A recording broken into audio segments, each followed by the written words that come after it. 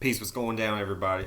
So, wanted to make a video with this continuation of the planets going through the houses, aka the areas of life that we deal with on a regular day-to-day basis. So today we're going to be talking about Jupiter. So Jupiter through the houses. So today we're going to start through the first to the sixth house. Then later on tonight we're going to go through the seventh to the 12th house. All right. So Jupiter in the first house. Jupiter deals with expansion, and Jupiter deals with higher knowledge. Jupiter also deals with good luck, but it can also deal with overindulgence in a lot of different ways. Every planet has a positive and a negative to it. There is no such thing as something in life that's just purely positive or something that's just purely negative. So everything has a positive, negative charge to it. Okay, Jupiter. Expansion of higher knowledge, learning, and reasoning is a positive aspect, and also expansion in gluttony and indulgences and pleasures is another thing of Jupiter too. Expansion, period. So now when we take this energy of expansion and we apply it to the areas of life, let's start with the first house. First house deals with personal issues. First house deals with the personality. First house deals with the way you present yourself to the world because it deals with the ascendant. The first house is the ascendant. So when you have Jupiter here, you appear to be very jovial, and you're personally into learning.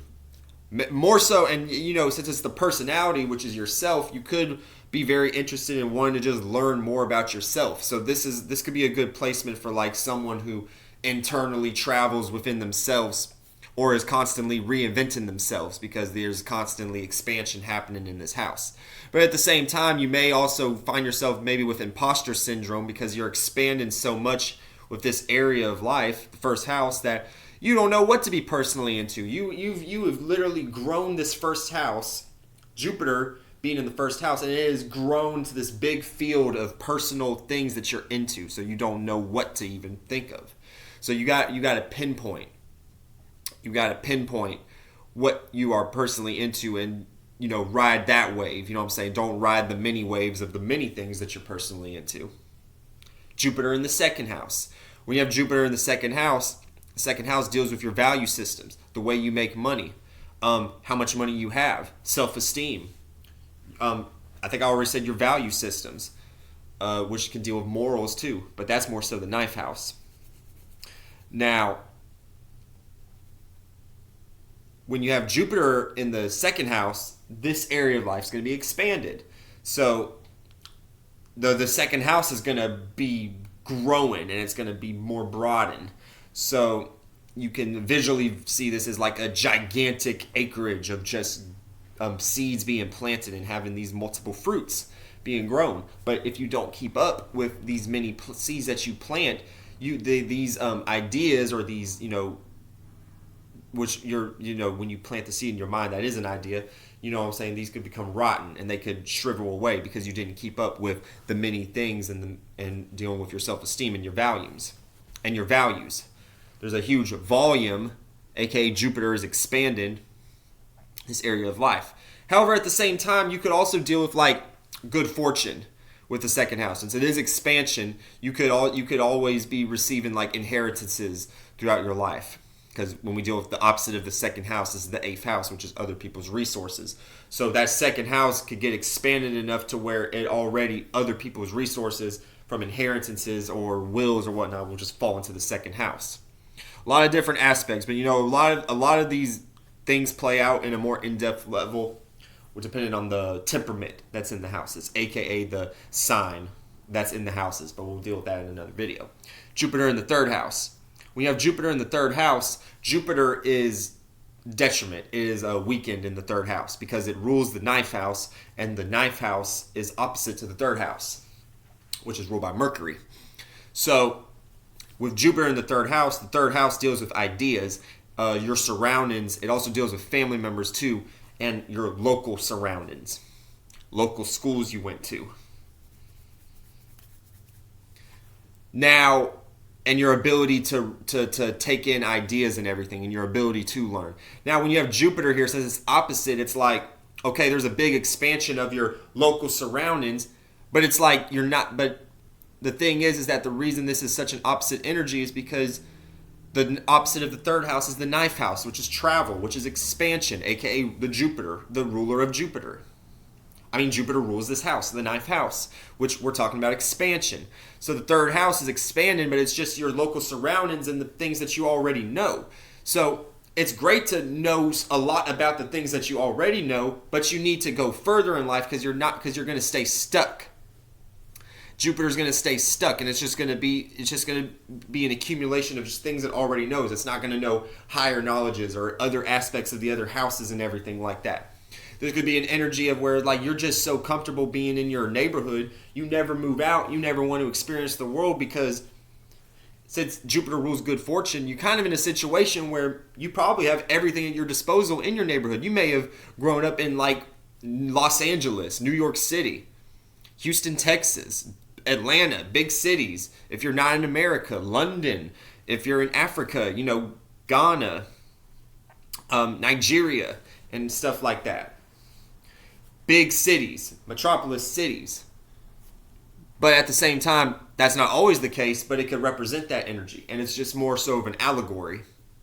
But yeah, you because you already have everything at your disposal, but you need to go and see the world when you have Jupiter in the third house. And you may also be the local preacher on the street corner that's trying to convert everybody to whatever religion you got. And yeah, you need to open your mind up, and you need to learn that not everybody is trying to experience that energy. Jupiter in the fourth house. Jupiter is exalted in the fourth house. So the fourth house deals with privacy, home, deals with Cancer energy, so it deals with caring a lot and the things that you care about, which is your privacy, which is also dealing with your comfortability and your heart chakra and your heart space.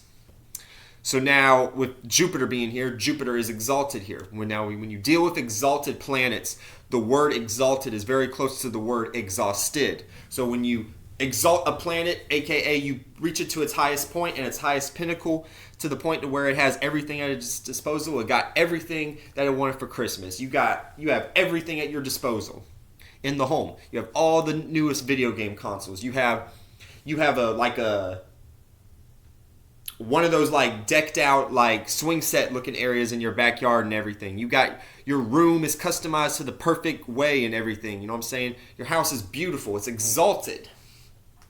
Then at the same time, you have to make sure it's not exhausted, aka you don't expand too much in this area and everything. And you're not trying to preach too much in the home too, and preach too much of how you care about these things. You know what I'm saying? We know that you have the best house on the block and everything, but you can't shove this idea down people's throats all the time, because not everybody is in that particular situation, aka not everybody had everything right from the start. The exalted planets. Whether it's the sun in the first house, Saturn in the seventh house, Mars in the 10th house, all these energies have everything from the start. So you have first dibs. So you already are powerful from the beginning, but you have to know that you are powerful from the beginning so that you don't overexhaust yourself. Now, sometimes we're not into astrology as soon as we're born. So when we're born with these energies, you know what I'm saying, it just happens in our life. And then we end up learning later in life, if we understand these energies, like, okay, now as I go out in life, I won't have to worry about dealing with it in that way anymore. Jupiter in the fifth house. Your area of creativity, of how you express yourself, your fun, the things that you like to pay attention to and the things that people pay attention to you for and everything. Or like the attention that you receive also. The attention that you receive deals with the fifth house too. And also children, because, we create children, so that's dealing with creativity also. Jupiter in the fifth house, you may create a lot of children, since we're dealing with this allegory. And also you're into you like to entertain a lot of things. You're not into just one genre of film. You're into multiple different genres of film. You may be a director of multiple different genres, because the expansion and the knowledge, Jupiter in the fifth house, creativity. See, when you understand these planets and these houses and you just break them down to a science, you can add all these different aspects and they all make sense. So, but at the same time, you have to make sure that you find the right thing to entertain. You can't just be into so many different things, because Jupiter is naturally a mutable planet, because it rules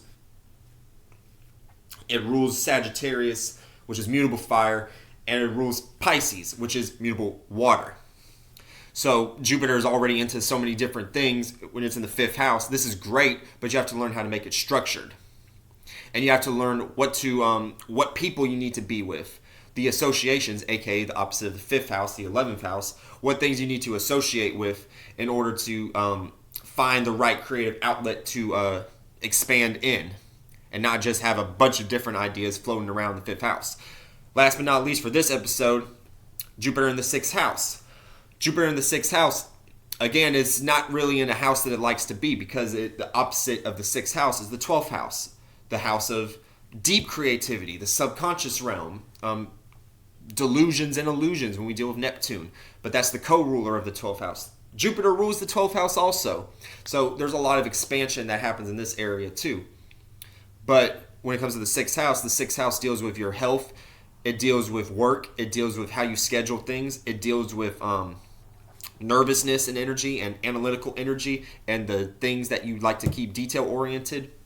So Jupiter, this area is constantly expanding. So you may expand too much in the things that you worry about. You may have too many things that you do as far as a task. So this is another energy where you need to learn that you can't expand so much of the things that you're worrying about, because when you create too much like scheduling and too much work for yourself, you'll burn out, and then you won't be even able to reach a dream, aka the 12th house, because you're working so much. You're not giving yourself time to understand, what am I even working for? Why am I creating so much expansion in my field of work?